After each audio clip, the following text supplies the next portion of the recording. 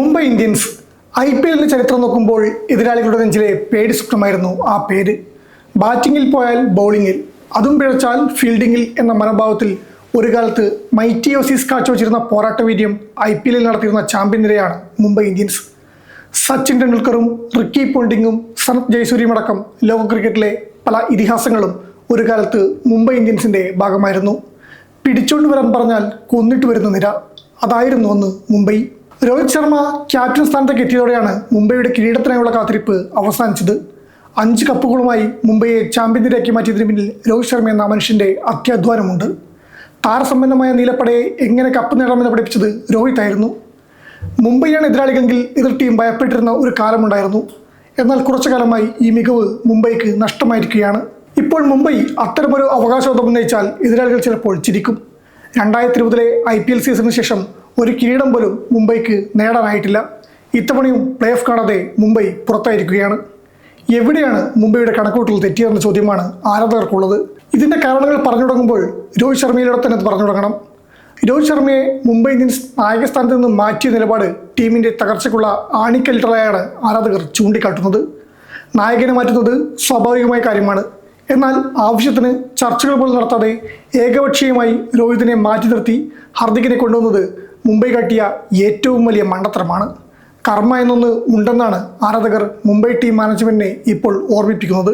ഒരു കാലത്ത് മുംബൈ സർവാധിപത്യം പുലർത്തിയിരുന്ന എതിരാളികളെല്ലാം ഇപ്പോൾ മുംബൈക്കൊപ്പം വളർന്നിരിക്കുന്നു. RCBക്കെതിരെ ഒരു കാലത്ത് 17-10 എന്നിങ്ങനെയായിരുന്നു മുംബൈയുടെ നേർക്കുനേർ ആധിപത്യം. ഇപ്പോൾ അത് 19-17 RCBയോട് അവസാന 9 മത്സരത്തിൽ ഒരു തവണ പോലും മുംബൈക്ക് ജയിക്കാനായില്ലെന്നത് ടീമിൻ്റെ പ്രകടനം എത്രത്തോളം പിന്നോട്ട് പോയി എന്ന് തെളിയിക്കുന്നതാണ്. ഈ സീസണിൽ മുഖ്യ എതിരാളിയായ ചെന്നൈ സൂപ്പർ കിങ്സിനോടും RCBയോടും 2 മത്സരങ്ങളിലും മുംബൈ തോറ്റു. ഇത് ചരിത്രത്തിൽ ആദ്യമായാണ്. പഴയ പ്രതാപം മുംബൈ ഇന്ത്യൻസിന് പതിയെ നഷ്ടപ്പെട്ടു എന്നാണ് വസ്തുത. മുംബൈക്ക് അടുത്ത സീസണിലെങ്കിലും ശക്തമായി തിരിച്ചുവരവ് നടത്താൻ അടിമുടി മാറ്റം അത്യാവശ്യമാണ്. മുംബൈയുടെ താഴെത്തട്ട് മുതൽ ചില മാറ്റങ്ങൾ അനിവാര്യമാണ്. ഒരു കാലത്ത് മുംബൈ കണ്ടെത്തുന്ന യുവതാരങ്ങളെല്ലാം ഇന്ത്യൻ ക്രിക്കറ്റ് ടീമിൻ്റെ ഭാവി താരങ്ങളായി മാറിയിരുന്നു. ജസ്പ്രീത് ബുംറയും ഹർദിക് പാണ്ഡ്യയും തിലക് വർമ്മയും എല്ലാം ഈ പട്ടികയിൽ ഉൾപ്പെടുന്നവരാണ്. എന്നാൽ ഇപ്പോൾ മുംബൈക്ക് പ്രതീക്ഷ നൽകുന്ന ഒരു യുവതാരത്തെ പോലും കണ്ടെത്താൻ സാധിക്കുന്നില്ലെന്നാണ് വസ്തുത. മുംബൈ ടീമിനുള്ളിൽ പോലും ഭിന്നതകൾ നിലനിൽക്കുന്നുണ്ട്. ഇതെല്ലാം പരിഹരിച്ച് ശക്തമായ തിരിച്ചുവരവ് നടത്താൻ മുംബൈക്ക് സാധിക്കേണ്ടതായുണ്ട്. മഹേല ജയവർദ്ധനെ പരിശീലക സ്ഥാനത്ത് നിന്നടക്കം മാറ്റിയേക്കുമെന്നുള്ള റിപ്പോർട്ടുകൾ ഇതിനോടകം പുറത്തു വന്നു കഴിഞ്ഞു.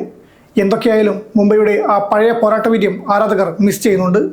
വരുന്ന സീസണിലെങ്കിലും തകർപ്പൻ തിരിച്ചുവരവ് നടത്താൻ മുംബൈക്ക് സാധിക്കുമെന്നാണ് കാത്തിരുന്നു കാണേണ്ടത്. ക്രിക്കറ്റ് ലോകത്ത് സാമ്രാജ്യങ്ങൾ തകർന്നത് പുതിയ കാര്യമല്ല.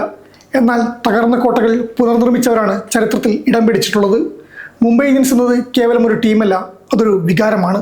ആ നീലക്കുപ്പായത്തിൻ്റെ പാരമ്പര്യം വീണ്ടെടുക്കണമെങ്കിൽ മാനേജ്മെൻറ്റിൻ്റെ തീരുമാനങ്ങളിൽ വ്യക്തതയും ടീമിനുള്ളിൽ ഐക്യവും അനിവാര്യമാണ്. രോഹിത് ശർമ്മ എന്ന ഇതിഹാസം പടുത്തുയർത്തിയ ആ വിജയ സംസ്കാരം തിരികെ കൊണ്ടുവരാൻ ഹർദിക് പാണ്ഡ്യയ്ക്കും സംഘത്തിനും കഴിയുമോ? അതോ മുംബൈയുടെ ഈ തകർച്ച IPLലെ ഒരു യുഗത്തിൻ്റെ അന്ത്യമാണോ? ആരാധകർ കാത്തിരിക്കുകയാണ്. വാങ്കഡെ സ്റ്റേഡിയത്തിൽ പഴയ ആവേശത്തോടെ എതിരാളികളുടെ നെഞ്ചിൽ ഭീതി പടർത്തുന്ന ആ മൈറ്റി മുംബൈയുടെ തിരിച്ചുവരവിനായി. മാറ്റങ്ങൾ അനിവാര്യമാണ്. ആ മാറ്റങ്ങൾ മുംബൈയെ വീണ്ടും സിംഹാസനത്തിൽ എത്തിക്കുമെന്ന് തന്നെ നമുക്ക് പ്രത്യാശിക്കാം.